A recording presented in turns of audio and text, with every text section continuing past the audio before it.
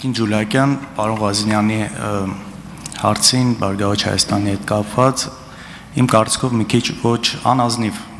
գոնե համեմատություն եղավ ձեր քաղաքապետի ավականու ընտրությունների հետ կապված եւ նաեւ Էջմիածնի ընտրությունների հետ կապված, երբ որ ասում եք 100 քանի ձայն մեզ էլ է պակասել, Հանրապետության կուսակցությանը 20 ձայն է պակասել, բան, գիտեք խնդիրը որ նոր Բարգավաճ Հայաստանին հենց այդ ձայն չէր պակասում, ինքը հավաքել էր այդ ձայները եւ այդ ձայները վերցվել են, գողացվել են իրենցից կոնկրետ գործողությունների արդյունքում եւ այն պատճառաբանությունը, որով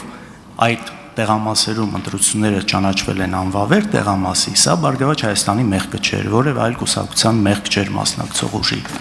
Այսինքն բանակի ուժ քվեարկության պատճառով, այսինքն կարծում եմ այստեղ ճիշտ չէ համեմատությունը, մանիպուլատիվ այս համեմատությունը անելը եւ սրա մասին ենք խոսում ու այո, այդ գործողության արդյունքի, այսպես շահառուները քաղաքացիական պայմանագիրն է մեծ հաշվով մեզ եւ ուժեղ Հայաստանին մեկ մանդատ ավելը ընդհանուր պատկերի մեջ բան չէր փոխում, իսկ ձեր դեպքում դա շատ էական ազդեցություն է ունեցել։ Հիմա հարցը, տեսեք, իսկապես կարևոր է ու գնահատելի է, երբ որ քննադատում եք անձնական տվյալների հետ կապված այն խնդիրները, որը կա, թե վերջին գործով, թե նաև հարց եղավ տեսանյութերի հետ կապված։ Հիմա արդյոք խնդիր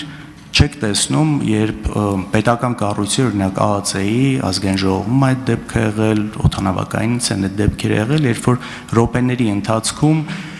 քաղաքացիական պայմանագրի քաղաքական նպատակների համար միանշանակ դա այդպես է, ասենք րոպեների քաղաքական նպատակահարմարությունից ելնելով ԱԱՑ-ի տեսանյութը լցվում համացանց րոպեների ընթացքում դեպքից ու սա սկսվում է այսպես շարժման թեմա դառնալ։ Սա արդյոք քննադատելի չէ ձեր համար, առավել եւս որ դրանից հետո էլ կներեք մի վարքյան Նիկոլ Փաշինյանը ասում է, որ այդտեղ խնդիր չի տեսնում։ Սա ինչքանով է իրավական պետության, այսպես հիմքում ընկած է ամեն ինչ։ Շնորհակալ եմ հարցերի համար, պարոն Քոչյան, եւ նաեւ շատ գնահատում եմ, որ ձեզ մտահոգում է իրավական պետության ամրապնդումը, լիահույս եմ, որ այդ ուղղությամբ դուք այդուհանդերձ ձեր մասով ջանքեր կգործադրեք։ Հիմա սկսեմ Բարգավաճ Հայաստանից։ Դուք ըստ երևույթին հատվածական եք լսել իմ պատասխանը պարոն Ղազինյանին։ Ես միայն թիմերի հետ համեմատական չէի տանում։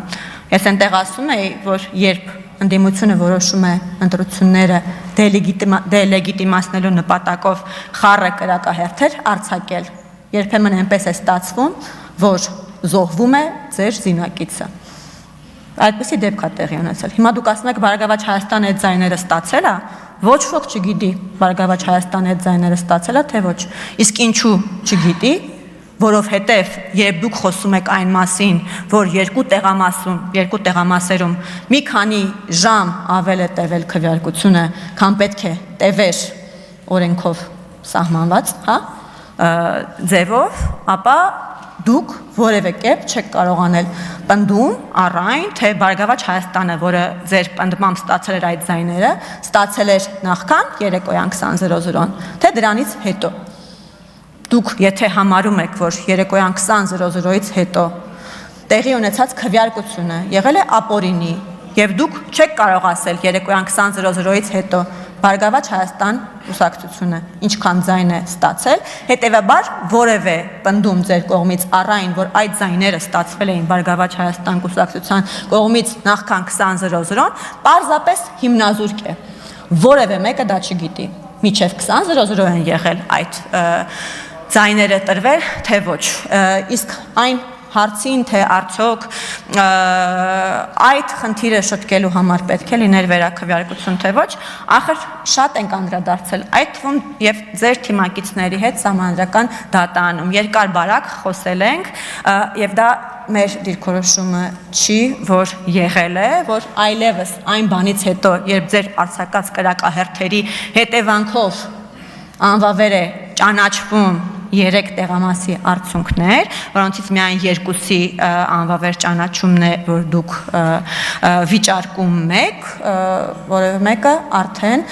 չի կարող ասել, որ այդ տեղամասերում այլևս կարող է իրավիճակ փրկվել վերաքվեարկություն նշանակելով հակառակը, ասվում է հակառակը, որ այլևս չի կարող այդտեղ վերաքվեարկություն լինելու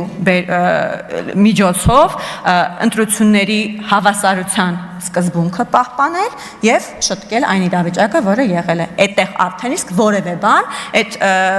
երբեմն արդեն զգում եմ գործընկերների կողմից մի քիչ քմծիծաղով ասվում է տակտիկական քվեարկություն տերմինն է օգտագործվում, դա մեր տերմինը չէ, Վենետիկի հանձնաժողովի տերմինն է, բայց դա պրակտիկա է, որը կա։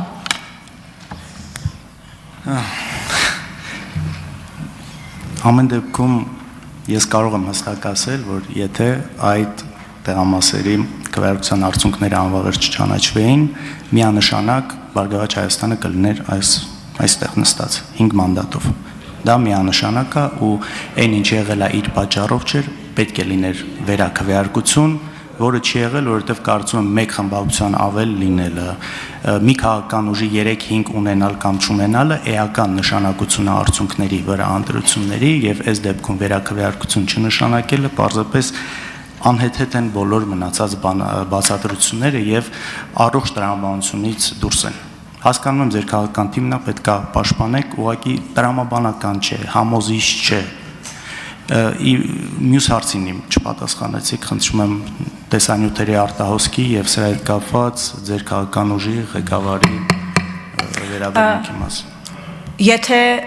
անվավերջ չճանաչվեր Բարգավաճ Հայաստանը այստեղ նստած կլիներ, նման է այն արտահայտությանը, որ եթե իմ մորաքույրը լիներ տղամարդ, ինքը կլիներ իմ քեռին, մոտավորապես պարոն Քոչարյան, իսկ անվավեր չէր կարող չճանաչվել, որովհետև նախ եւ առաջ դուք եք դա պահանջում։ Դուք կամ պետք է գաք այստեղից ասեք, որ երեկոյան 20:00-ից մի քանի ժամ հետո, մի քանի ժամ, անձնապես դուք չէ, բայց ձեր քաղաքական թիմի դիրքորոշումն է, չէ։ Նաև ուժեղ Հայաստանի կողմից հաճախ օգտագործվում է դա, կամ պետք է հայտարարեք, որ օրենքի խախտում չի եղել երեկոյան 20:00-ից հետո զինվորների քվեարկությունը, ինչպես դա օրինակ անում էր պարոն Վահագն Ալեքսանյանը, կամ եթե դուք պնդում եք, որ դա եղել է օրենքի կոպիտ խախտում, չպետք է դժգոհեք, որ այդ խախտման բերումով այդ տեղամասերի արդյունքները ճանաչվել են անվավեր։ Այդ երկու պնդումները, հարգելի գործընկերներ, համատեղելի չեն։ Խախտում է քվեարկությունը 8-ից հետո եւ անվավեր չպետք է ճանաչվեին։ Այդ երկու պնդումները